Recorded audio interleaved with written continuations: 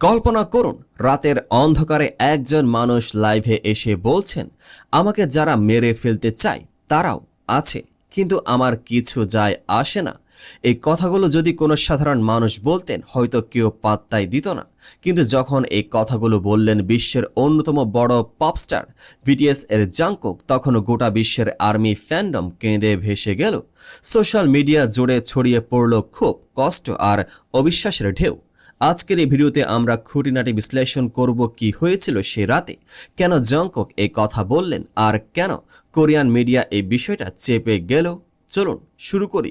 ঘটনা শুরু হয় একটি লাইভ স্ট্রিম থেকে। জংকুক হঠাৎ করে লাইভে আসেন এবং সেই লাইভটি ছিল স্বাভাবিকের চেয়ে একটু আলাদা। ফ্যানরা বুঝতে পারছিলেন তিনি সেই মুহূর্তে মদ্যপান করছিলেন এবং সিগারেট খাচ্ছিলেন। এই দুটো বিষয় পরবর্তীতে কোরিয়ান মিডিয়ায় বড় আলোচনার জন্ম দেয়। কিন্তু এবং এটাই সবচেয়ে গুরুত্বপূর্ণ প্রশ্ন, মিডিয়া শুধু পানীয় আর ধূমপানের বিষয়টা নিয়ে মেতে উঠল, আর একটা অত্যন্ত গুরুতর কথা যেটা জংকুক নিজের মুখে বললেন সেটা প্রায় সম্পূর্ণভাবে উপেক্ষা করা হলো। সে কথাটা হলো মৃত্যু হুমকি। এবার আসে সেই মুহূর্তের বিশ্লেষণ। লাইভ স্ট্রিমের মধ্যে একটি আবেগপূর্ণ মুহূর্তে জংকুক স্বীকার করলেন যে এমন মানুষ আছে যারা তাকে শুধু অপছন্দ করে না, বরং তাকে হত্যা করতে চায়। ভাবুন একবার, একজন মানুষ যিনি কোটি কোটি মানুষের হৃদয়ে বাস করেন, তিনি প্রকাশ্য এই কথা বলছেন এবং বলছেন কিন্তু আমার কিছু যায় আসে না। এই একটি বাক্য কতটা ব্যথা লুকিয়ে আছে সেটা বোঝার জন্য আপনাকে বিটিএস এর যাত্রাটা একটু মনে করতে হবে। বিটিএস প্রথম থেকে সমালোচনার মুখে পড়েছে। ছোট এজেন্সি থেকে উঠে আসা এই দলটিকে বহুবার অবজ্ঞা করা হয়েছে। অনলাইনে হেট কমেন্ট, সাইবার বুলিং এগুলো তাদের জীবনের অংশ হয়ে গেছে বহুদিন আগে। কিন্তু মৃত্যু হুমকি, এটা সম্পূর্ণ অন্য মাত্রার বিষয়। দেখা যাক ফ্যান্ডমের প্রতিক্রিয়া। যখনই এই ক্লিপটি ভাইরাল হয় তখন আর্মিরা একটু থেমে গেলেন। প্রথমে হয়তো অনেকে ভেবেছিলেন এটা স্বাভাবিক কথাবার্তা, কিন্তু যখন পুরো প্রেক্ষাপট বোঝা গেল তখন সোশ্যাল মিডিয়ায় ঝড় উঠল। টুইটার, টিকটক, ইনস্টাগ্রাম সর্বত্র একটাই আলোচনা। হাজার হাজার আর্মি লিখতে লাগলেন, আমাদের জংকুককে রক্ষা করতে হবে। কেউ কেউ কাঁদলেন, কেউ রাগে ফেটে পড়লেন, কিন্তু সবচেয়ে বড় ক্ষোভ গিয়ে পড়ল কোরিয়ান মিডিয়ার উপর। কারণ কে মিডিয়া পুরো বিষয়টাকে সম্পূর্ণ উল্টোভাবে কভার করলো। তারা ফোকাস করলো মদ্যপান আর ধূমপানের উপর।